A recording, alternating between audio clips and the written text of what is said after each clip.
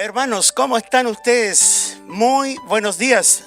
¿Por qué? Porque estamos transmitiendo de manera online, en vivo, este último domingo de este mes de febrero. Se nos termina estos 2 meses que han sido de vacaciones, de salida, de descanso, no sé, o tal vez para algunos de trabajo igualmente. Y así que estamos hoy día siendo las 11:27. Así que saludos, hermanos y hermanas, un gusto de volvernos a encontrar, de verles. De seguro ustedes allá en sus casas o lugares de trabajo, o algunos tal vez, ¿por qué no?, conectados desde su lugar de vacaciones, ha salido, no está en casa y tomó el celular y está siguiendo esta transmisión. Así que saludos a todos ustedes, a todas ustedes, a nuestros amigos y también familiares de hermanos que también reciben este link y se conectan porque quieren también estar en un tiempo como este, que es tan importante de buscar a Dios, mi nombre es Jaime Salgado, pastor de la Iglesia Alianza Cristiana y Misionera acá, la comuna de La Florida, porque dada la actual situación del paso a paso, nos permite poder transmitir desde el templo, desde el mismo templo de la Iglesia Alianza Cristiana y Misionera de La Florida, de tal manera que desde este lugar podemos llegar hasta ustedes con una mejor transmisión, con una mejor calidad de sonido, de imagen. Esperamos que así sea y usted nos pueda estar recibiendo. Hermanos y hermanas, saludos a todos. Les estaba mirando a través del chat de YouTube. Así que miraba sus saludos, quienes estaban conectados. Así que ahí va a quedar el chat desconectado por unos minutos durante esta predicación, para que luego de ella usted pueda volver a integrarse y especialmente dejar su petición para estar orando. Bueno, quiero agradecer, también tuve mi tiempo de vacaciones con la familia, retornamos hace algunos días, pero ya estamos acá con todas las pilas, como se dice, puestas para poder tomar el trabajo que el Señor pone delante de nosotros para este año. Bien, hermanos, hermanas, vamos entonces, deje de hacer todo lo que está haciendo, ya, deje la olla ahí, deje el aseo, deje todo si está en casa y siéntese ahí un ratito, descanse, desconéctese, despreocúpese y coloque su atención, ya, y su concentración en poder abrir la palabra del Señor. Así que si ustedes tienen ahí la palabra del Señor, la Biblia, a todos nuestros hermanos, hermanas, los jóvenes también, por favor, abra su Biblia. Algunos la encienden, vaya ahí al Evangelio de Marcos. Evangelio de Marcos, capítulo 11. Ahí abra entonces, le ruego su Biblia, para que tengamos esta última reflexión de lo que han sido estos 2 meses. ¿Por qué? Porque hemos estado de alguna manera en estas semanas, enero, febrero, preparando el terreno para lo que será el trabajo dentro del año. Por supuesto, como iglesia, creemos que Dios está trabajando y siempre está trabajando y quiere seguirlo haciendo en nuestras vidas a fin de que podamos alcanzar crecimiento, madurez, ¿ya? Y nuestras vidas experimenten precisamente eso. No seamos los mismos creyentes, sino que nuestra vida sea transformada por la renovación ¿de qué? De nuestro entendimiento. O sea, podamos entender mejor y profundamente las cosas, especialmente la Escritura, y eso nos lleve a vivir una vida cambiada, una vida distinta, ¿ya? Y por eso que este año queremos poner el acento en lo que significa precisamente eso: madurar, crecer y entender profundamente que somos discípulos del Señor, en la experiencia de conocer a Dios, en la experiencia de conocer también su voluntad. ¿Dónde abrimos la Biblia? ¿Dónde la abrimos? ¿Se recuerda dónde había que abrirla? Eso, muy bien, hermano, hermana, en Marcos capítulo 11. Creo que debe estar en pantalla también. Sí, me dicen que sí. Está en pantalla, así que ustedes la están siguiendo. Marcos 11. Vamos a leer desde el versículo 15 al 18. 15 al 18 de Marcos capítulo 11. Vamos a usar hoy día, como lo hacemos muchas veces, también esta versión bíblica que es la NBI, Nueva Versión Internacional. Si usted tiene otra versión, también léala ahí en su versión que tiene a ustedes frente a usted, digo. Marcos 11:15 dice: llegaron pues a Jerusalén. Jesús entró en el templo y comenzó a echar de allí a los que compraban y vendían. Volcó las mesas de los que cambiaban dinero y los puestos de los que vendían, ¿qué cosa? Palomas. Y no permitía que nadie atravesara el templo llevando mercancías. También les enseñaba con estas palabras, y dice allí: ¿no está escrito: mi casa será llamada casa de oración para todas las naciones. Pero ustedes, les decía Jesús, pero ustedes la han convertido en cueva de ladrones. Los jefes de los sacerdotes y los maestros de la ley lo oyeron y comenzaron a buscar la manera de matarle o matarlo, pues le temían, ya que toda la gente se maravillaba ¿de qué?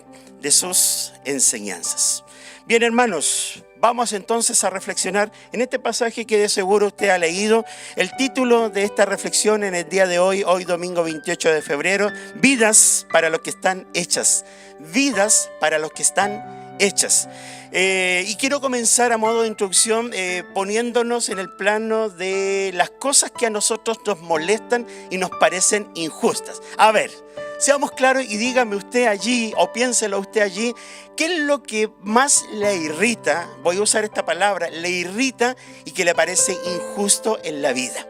¿Qué es lo que le irrita? Tal vez, si uso esta palabra irritación, me proyecto o viajo al día de ayer, cuando en un momento del día encendí el televisor y vi el ingreso de este vehículo policial ahí a la cárcel en Concepción. Y usted ve que lo que pasó afuera en las barreras, en la reja, la gente se había juntado, reunida, y después que entró este vehículo policial, cerraron las puertas, los funcionarios, los guardias, no sé qué, de gendarmería estaban allí tratando de impedir que la gente rompiera la reja e ingresara a ese lugar. La gente de verdad estaba, ¿qué cosa? Estaba irritada, estaba molesta. Ya era tanta la irritación que uno vio a personas muy descompensadas, muy faltas de control, y no estoy juzgándolas por lo que estaba sucediendo o por no permitírsele entrar y hacer justicia por sus propias manos. Entonces vuelvo a la pregunta que hacía hace unos momentos a modo de introducción. ¿Qué es lo que nos irrita en la vida, nos descompensa, nos pone mal? Ya quisiéramos nosotros tener la facultad, la autoridad de poder cambiar las cosas y decir, yo haría esto otro, y las cosas andarían un 7. No sé. Bueno, hermanos, hermanas, creo que a todos nos irritan algunas cosas, y hay cosas que nos parecen injustas, incorrectas, o tal vez la ingratitud. Usted es una persona que lo ha entregado todo, lo ha dado todo por su familia, por sus hijos, por su matrimonio. ¿Cuántos están hoy día acá? Y tal vez usted es una esposa, un esposo que diga, yo le he dado todo por mi matrimonio y mire cómo me pagan. Mire cómo me devuelven. Eso me tiene mal, me irrita. Y así los jóvenes también. Yo estudié, fui honesto. Y mire, este compañero que copió, por ejemplo, ya, que hizo trampa, se sacó mejor nota que yo, que fui honesto, transparente. Entonces hay cosas que nos irritan, y todo el día y toda la vida y toda la semana y todo el tiempo están pasando situaciones que nos molestan. ¿Qué es lo que lo irrita a usted? Parece que el cuadro que tenemos acá, sin intentar llevarlo a ese punto de irritación en la vida de Jesús, porque uno ve que Jesús hizo las cosas de tal manera que no había persona alguna que pudiese apuntarle con el dedo para demostrar que él había cometido un error, que había pecado, que había fallado. No hubo en su ministerio, en sus años, tal ocasión. Pero llegó un momento en que en el ministerio de Jesús, en esos años de ministerio de Jesús, en ese tiempo donde la predicación de Jesús, la enseñanza de Jesús, los milagros de Jesús, la vida de Jesús se había hecho tan popular que para Jesús muchos lo seguían aplaudiéndolo, pero había otros grupos que querían tomarle, no para felicitarle, el texto habla de que querían matarle. Ya Jesús para algunos era una bendición, bienvenido, pero para otros era una verdadera maldición, un problema, un dolor de cabeza. Así que dentro de esos años, dentro de ese tiempo de ministerio, el evangelista o el escritor Marcos, y también encontramos este relato también en Mateo, también en Juan, pero me he querido quedar con cómo lo relata Marcos. ¿Qué dice Marcos? Marcos 11:15. Llegaron pues a Jerusalén. Dice que Jesús entró, ¿dónde? en el templo. El templo no es el templo como el que tenemos acá y desde donde estamos transmitiendo. Este templo es bastante sencillo. Quienes conocen este templo es bastante grande, sí, tiene buenas dependencias, pero aún así, si lo comparamos con el templo de Jerusalén, es bastante pequeño. El templo de Jerusalén era un templo inmensamente grande y que contaba con muchos patios o atrios, ¿ya? Y en lugares donde las mujeres solo podían ingresar, los sacerdotes podían ingresar, y lugares donde solo los gentiles o extranjeros podían ingresar, y de allí nada más.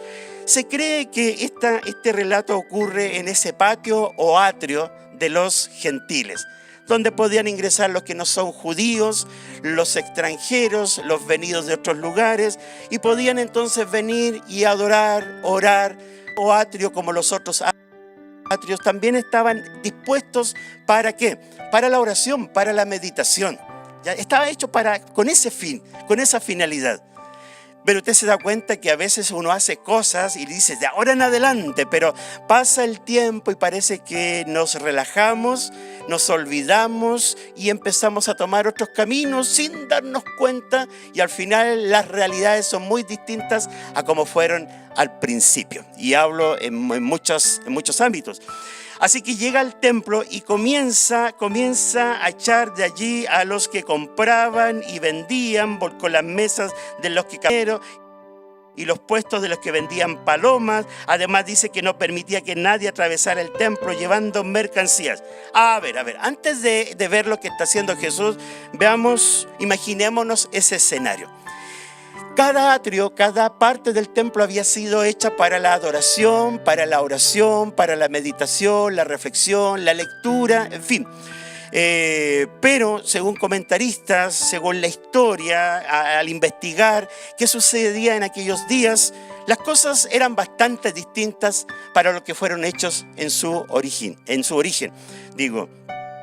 Incluso el patio a veces era usado como un atajo para ir desde la ciudad a ir al Monte de los Olivos. Ni siquiera era usado para la oración, sino que algunos lo usaban como un atajo.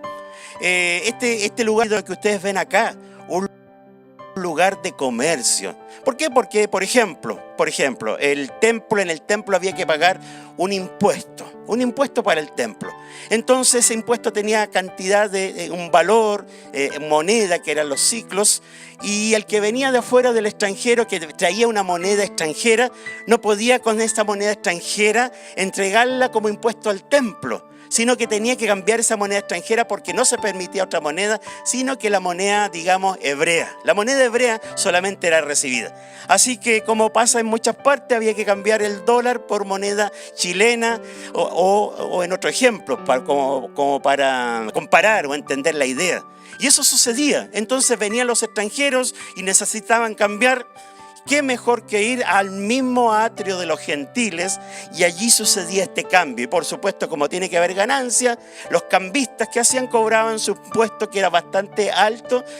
En otras palabras, había una clase de abuso por lo que se cobraba por el cambio. O sea, no solamente era el hecho de que en este atrio, que era un lugar para la oración, para la meditación, hubiera este acto de cambiar monedas, sino que además había un abuso por la comisión que se cobraba. Aparte de eso, imagínense lo que estaba ocurriendo. Había mesas, puestos y lugares donde se vendían animales para el sacrificio. Y aquí habla de las palomas, que era uno de los animales más económicos, más baratos. Si uno llegaba al templo y quería ofrecer un sacrificio y no llevaba ni el dinero correcto, no llevaba ni el animal para el sacrificio por sus pecados, ¿qué se le decía? Pero si acá en el patio puede usted solucionar su problema. Por lo tanto, el lugar de ser un lugar tranquilo. Imagínense. Es como las calles de Puente Alto, es como las calles de Maipú, es como las avenidas o las alamedas acá en la ciudad de Santiago. ¿Qué es lo que hay? Lo que menos hay es tranquilidad, lo que menos hay es silencio, lo que menos hay es meditación. Es un tumulto de gente, incluso en su vehículo. Usted no puede ir lento porque quiere ir mirando el paisaje, las avenidas, porque atrás le va a aparecer un vehículo que le va a encender las luces, lo va a presionar con la bocina. O sea, esta ciudad corre en muchos lugares, Más o menos así era lo que ocurría en este atrio de los gentiles. Un lugar que se había transformado, se había convertido en un tumulto de gente, en cuestiones que estaban ocurriendo para las cuales no debían suceder. Este lugar no había sido hecho para intercambiar, para vender. Entonces, dado lo que detallo en estas palabras sencillamente y rápidamente, es que ahora uno puede entender, al volver a leer el relato, por qué Jesús hace esto. O entender lo que está sucediendo. Cuando dice el verso 15, comenzó a echar de allí a los que compraban, judíos, a los extranjeros y a los que vendían. Esto era como una feria que había prácticamente allí en el atrio de los gentiles. ¿Qué hizo? Volcó las mesas de los que cambiaban dinero, ¿recuerda? Y los puestos de los que vendían, ¿qué cosa? Palomas, y también vendían otros animales. Y además no permitía que nadie atravesara el templo llevando mercancías. Algunos lo atravesaban, como les dije, como un atajo para el Monte de los Olivos o viceversa. Hermanos y hermanas, al leer este texto, quiero pensar en tres ideas principales que las quiero compartir a continuación en honor al tiempo. En primer lugar, número 1, el sistema decadente de la época. Este texto me habla y muestra de alguna manera el sistema decadente de la época o el sistema religioso decadente de la época. Jesús viene a la tierra y no se encuentra con una cultura, con un país, con una nación, con un pueblo como el pueblo hebreo. No se encuentra con una geografía, con un lugar donde las cosas están siendo hechas de manera correcta. Está en la decadencia. Está en la forma de hacer las cosas que Jesús lo expresa en muchos o en algunos de sus sermones, sus predicaciones, cuando confronta, por ejemplo, recuerda a esos dos grupos religiosos, ¿quiénes eran? Los saduceos, los fariseos y además también los escribas. Debiendo hacer lo correcto, debiendo llevar la vida religiosa y enseñarla correctamente al pueblo, habían convertido esto en un sistema religioso tan pesado, tan cargado, tan lleno ¿de qué? De tradiciones, ya de enseñanzas incorrectas, ya que habían hecho desviar el corazón de la gente. Se había convertido en esto netamente en algo religioso, en una religión y no en una, ¿qué cosa? Una relación con Dios, en una religión, en cumplir este precepto, este mandamiento, este estatuto, este sacrificio, irme para la casa siendo y llegando a ser la misma persona que llegué y se fue. Entonces, hermanos, lo que uno ve en este relato es una muestra, eso quiero decir, una muestra de lo que estaba sucediendo en la época. Las cosas no estaban bien. Si bien es cierto, Juan el Bautista había venido y había preparado el camino del Señor, pero no habían cambiado las cosas. Las cosas seguían igual o tal vez peor. Si bien es cierto, muchos vinieron, se arrepintieron, se bautizaron, pero finalmente cuando llega Jesús ve que las cosas no están muy distintas. Entonces, hermanos, si esto ocurría en la época, hoy día, ¿sucede de la misma manera? ¿Cómo está nuestro mundo? ¿Cómo está la iglesia también? ¿Y cómo está nuestra vida? ¿Será que este texto viene de alguna manera a ser un paralelo y para mostrarnos que hoy día de igual manera estamos viendo situaciones injustas que nos irritan, situaciones que no debieran ocurrir, no debieran darse? Funcionarios, personas en las que se le ha confiado ciertas responsabilidades, ciertas tareas, pero no están a la altura de estas, sino que están haciendo todo lo contrario de lo que se espera de ellos. La deshonestidad, la falta de probidad, la falta de transparencia, de responsabilidad y de compromiso está de alguna manera saliendo a flote y se están descubriendo situaciones. O sea, un sistema decadente religioso, civil, social, eclesiástico. Por lo tanto, este texto, hermanos, nos habla de alguna manera para revisar qué está pasando con nosotros, ya revisar la situación, la condición y la calidad. En segundo lugar, me llama la atención la fuerza que tiene Jesús para hacer esto. Muchos cuando tocan este texto se ponen así y piensan, ¿Jesús siendo violento? ¿Jesús haciendo esto? Este es el mismo Jesús que deja que los niños se acerquen a Él, que los toca, los bendice, ¿ya? Este es el mismo Jesús. ¿No será su hermano gemelo? Este es el mismo Jesús que viene, comienza a saciar de allí a los que compran, venden. Dice que además volca las mesas de los que cambian dinero, de los que vendían palomas. Este es el mismo Jesús. Incluso si leemos este mismo relato en otros evangelios, aparecen otros detalles que parecen ser más fuertes. ¿Qué pasa con Jesús que usa tal grado, digamos, entre comillas, de violencia? Algunos dicen, claro, lo hizo, pero no fue agresivo con persona alguna. No se fue en contra de algún ser humano, sino que en contra de lo material, de las mesas, en contra de las monedas, en contra de los animales que se vendían, en contra de eso que representaba esta actitud incorrecta de lo que no se tenía que hacer en el atrio del templo. Claro, son las distintas discusiones, comentarios que hay respecto a este texto. Pero hermanos, sin la intención de entrar a defender o a acusar, porque Jesús no necesita ser acusado o defendido, muy por el contrario. A mí este texto, hermanos, me habla de la fuerza que debiésemos tener, como lo hizo Jesús, con aquello que nos pertenece, con aquello que es nuestro. Porque el templo, si bien es cierto, no había sido construido por Jesús, por Dios mismo, pero sí había sido dedicado a Dios, dedicado al Señor, al Dios del universo. Por lo tanto, a Él le pertenece. De alguna manera este texto me habla de que Jesús está diciéndonos, este templo, este lugar es mío, me pertenece. Incluso cita un texto de Isaías, el profeta Isaías, cuando dice, no está escrito, mi casa, es su casa. Mi casa será llamada casa de oración para todas las naciones. Es mi casa, es mi hogar, esto es mío. El del Señor es la tierra, dice la Biblia, y su plenitud, el mundo y los que en él habitan. Es mi casa. Y si es su casa, ¿no tiene acaso el derecho de que en su casa se haga, se viva todo lo que a él le agrada? Es su casa. No está entrando en casa de otro, tratando de ordenar y de poner las cosas en su lugar. Es su casa. Entonces, hermanos, me queda a mí esta idea. Si es su casa, ¿acaso no tiene el derecho? Si es su casa, si es su hogar, ¿no tiene usted el derecho de hacer, de mover, de cambiar, de hacer lo que quiera? Porque es su casa, es su vida.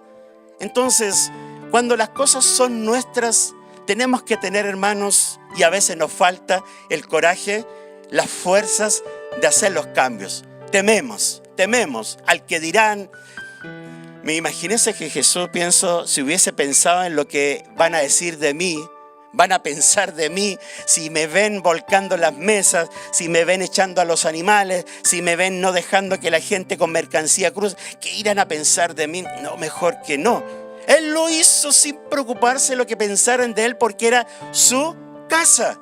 Y a veces nos pasa a nosotros todo lo contrario, preocupados del que dirán, no hacemos las cosas que tenemos que hacer, no tomamos las medidas que tenemos que hacer. A veces a los padres nos falta más valor, más determinación, más firmeza. A veces en el matrimonio es mi matrimonio. ¿Por qué permito que esto esté ocurriendo, se esté dando? Es mi vida. ¿Por qué dejo que otros intervengan y quieran influenciar sobre mí para yo hacer lo que ellos quieren que yo haga? Es mi vida. Y a veces no nos damos cuenta de las cosas que son nuestras. Es mi iglesia. Es mi iglesia. Entonces tenemos que empezar a defender lo que es mío y no permitir que otros quieran hacer lo que ellos quieren. Jesús creo que me deja claro que siendo para él esta su casa, tenía todo el derecho de no permitir que esto siga ocurriendo. No lo sé, hermanos, si después que Jesús dejó el lugar y se fue a otro sitio, estos que estaban allí haciendo intercambio, dijeron, la embarramos, mejor dejemos este lugar, cambiemos de oficio, limpiemos todo y que quede como antes era. No lo sé, no lo dice el texto. Pero claramente el Señor está diciéndonos y hablándonos acerca de la fuerza que debemos tener con lo que es nuestro cuando están ocurriendo cosas, acciones que son totalmente irregulares. Es mi vida, es mi hogar, es mi matrimonio, es mi iglesia, etc. Son mis principios, son mis valores, son mis creencias. Vaya que nos falta a veces ser más fuertes para defender lo que sabemos, ojo, cuidado, lo que sabemos que está correcto, lo que estamos seguros que Dios también defiende, lo que estamos seguros que Dios también está allí con su celo para que eso se cuide. Claro que sí. Hermanos, en tercer lugar, ¿qué me habla este texto? De que cada creyente, así como Jesús entra en este templo, cada creyente, la Biblia nos dice que es un templo que debe ser revisado para ver qué está sucediendo en lo interior. En tercer lugar, cada uno de nosotros somos un templo. Bueno, la Biblia, la palabra de Dios nos habla de que la iglesia es el cuerpo, el templo. La iglesia como templo es el cuerpo de Cristo. Y que cada creyente, cada uno de los que hemos puesto nuestra confianza en el Señor, ¿saben? Déjeme decirle que pasa a convertirse como en un templo. Y así como habitaba la presencia de Dios en este templo de Jerusalén, descendía o anteriormente en el tabernáculo, ahora cada creyente o cada hombre o mujer que decide poner su confianza en el Señor, entregar su vida a Cristo, entregar su vida a Dios y acercarse a Él, pasa a convertirse en un templo, una especie de templo. ¿Por qué?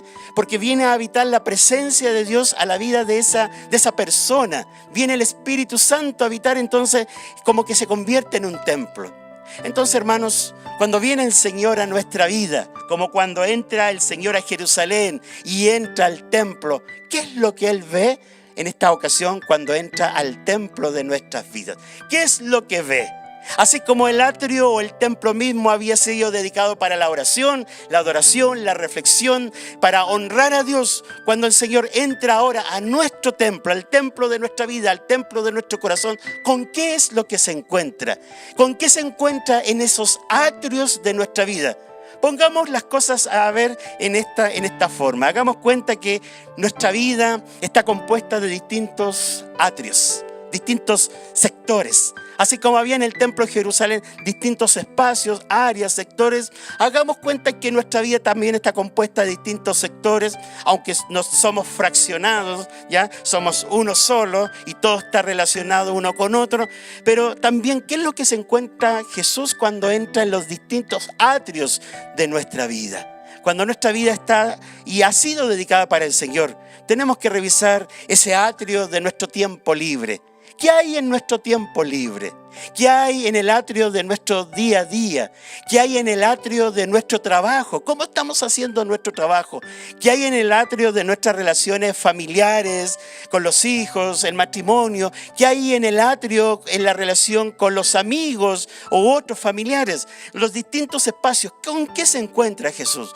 Entonces, este texto, hermanos, nos está invitando, cuando estamos terminando estos meses y vamos a iniciar el mes de marzo y todo el trabajo del año, ¿no sería bueno hoy día sentarnos y mirarnos y decirle a Jesús: Señor, ven, entra como entraste en Jerusalén y entraste en el templo en aquel día, entra al templo de mi vida y revisa qué hay dentro de mí, en qué condición espiritual me encuentro, en qué condición moral me encuentro, cómo de verdad está ese atrio o esos atrios de nuestra vida, y ve si es que no vaya a existir algo que esté haciendo para lo cual yo no fui hecho. Recuerda el tema de esta reflexión, lo dije al comienzo: vidas para los que están hechas.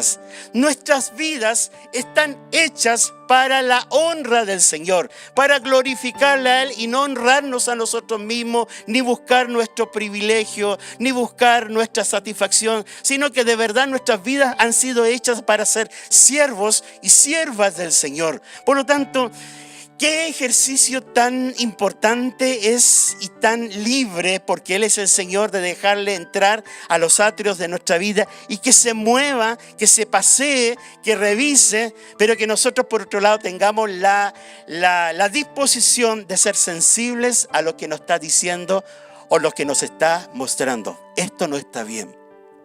Esto tú lo has permitido por todo este tiempo y no has hecho nada al respecto.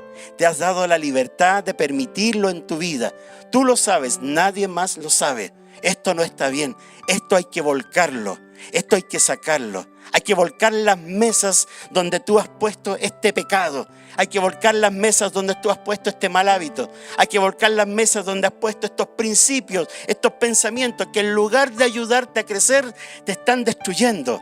Entonces, hermanos, ¿qué mesas están puestas sobre los atrios de nuestra vida, donde se están vendiendo o se está ofreciendo nuestra vida a otros compradores, donde estamos vendiendo nuestro tiempo, nuestros talentos, nuestros dones? Hermanos, también tal vez estamos vendiendo dones y talentos para ser usados para otros propósitos, y vienen compradores, otros interesados, y toman tus dones, toman nuestros talentos, y esto lo estamos entregando para que sean usados para otros fines. Hermanos, entonces este texto me habla de revisar. No habrá mesas instaladas, puestos instalados en nuestra vida, y que al final los hemos permitido en el tiempo porque no hemos tenido el valor de hacer un cambio en nosotros. ¿Saben? La agresividad, entre comillas, o la fuerza, perdón, de Jesús al entrar al templo, me recuerda ese texto que Jesús enseñaba en el Sermón del Monte, que decía: si tu ojo te es... ¿Se acuerda el texto? Si tu ojo te es ocasión de caer, ¿qué dice? Conversa con él, negocia con él, ve cómo pueden llegar a un arreglo. ¿Qué dice Jesús? Si tu ojo te es ocasión de caer, arráncalo de ahí. Si tu mano te es ocasión de caer, ¿qué dice el texto? Córtala y sácala de ti. Si tu pie te es ocasión de caer, ¿qué dice? Negocia, habla, ve cómo lo puedes hacer. Tómate un tiempo. No, córtalo y sácalo de ti. Ese texto me está en sintonía con lo que hace Jesús, con la fuerza que tiene Jesús. Porque esto no está bien lo que están haciendo. ¿Cómo pueden estar vendiendo, comprando, etcétera? Sino que Él mismo toma este coraje, esta fuerza, este valor para impactar sobre los que veían lo que estaba sucediendo allí. Iba a impactar mucho más algo así que unas palabras, que un sermón, aún con toda la autoridad que él tenía, pero lo hace seguramente para impactar sobre la vida, sobre la vista de los que eran testigos de lo que estaba sucediendo ahí.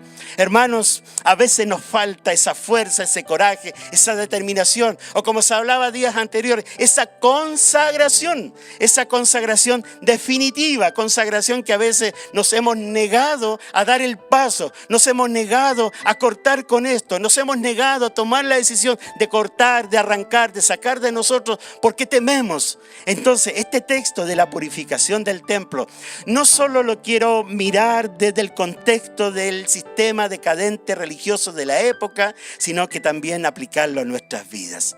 Hermanos, tenemos, con la ayuda del Señor, un año por delante. ¿Cómo será este año? No pensemos, hermanos, solamente en cuándo vamos a volver acá, cuándo nos vamos a ver, a entrar por el templo, a saludarnos. No pensemos, eso no es lo más importante, hermanos. Eso no es lo que está primero, no es lo relevante. Lo relevante es pensar y darnos cuenta que en este tiempo donde no hemos estado congregándonos, donde no hemos estado presencialmente, ¿qué ha pasado contigo y conmigo espiritualmente hablando?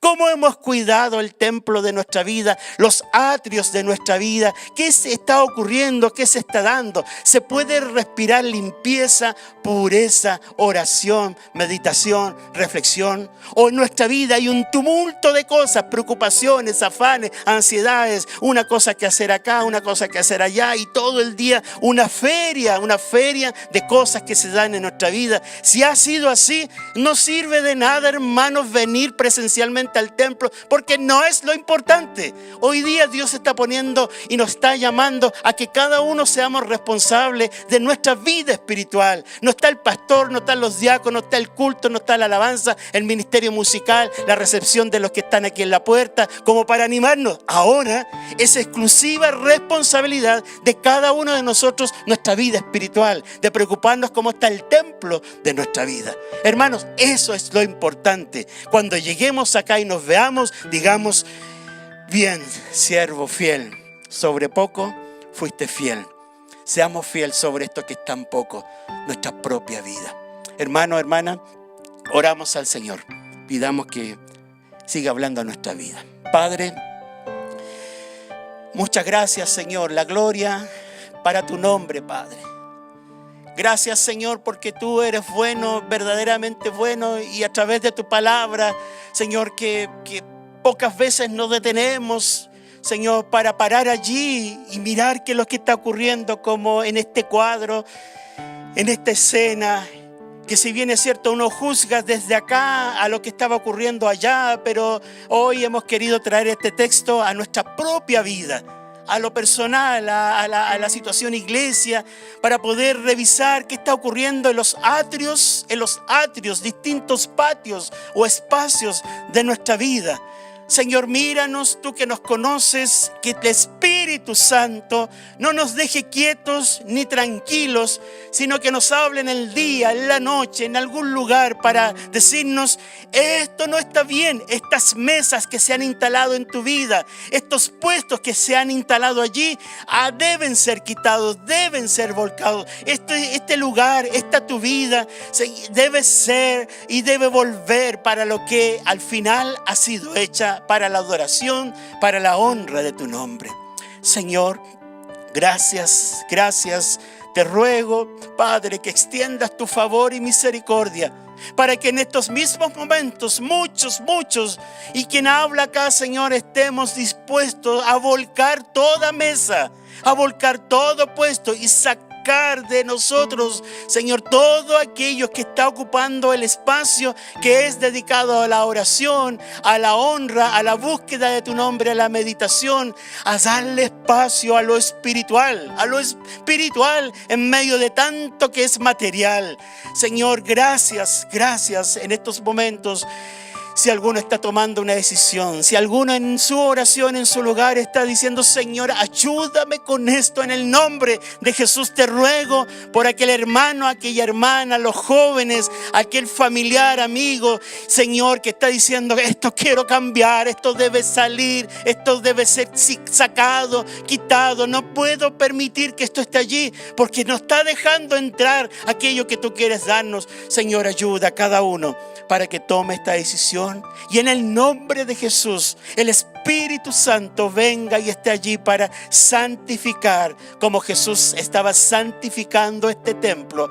Venga el Espíritu Santo y santifique las manos, los ojos, los labios, el corazón, las actitudes. Nos santifique completamente para que en los atrios de nuestra vida, Señor, de verdad tú puedas encontrar lugar para ti.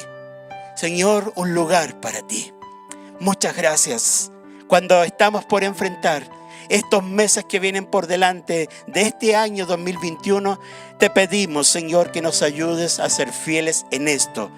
Sabemos que queremos regresar, pero lo más importante es regresar contigo.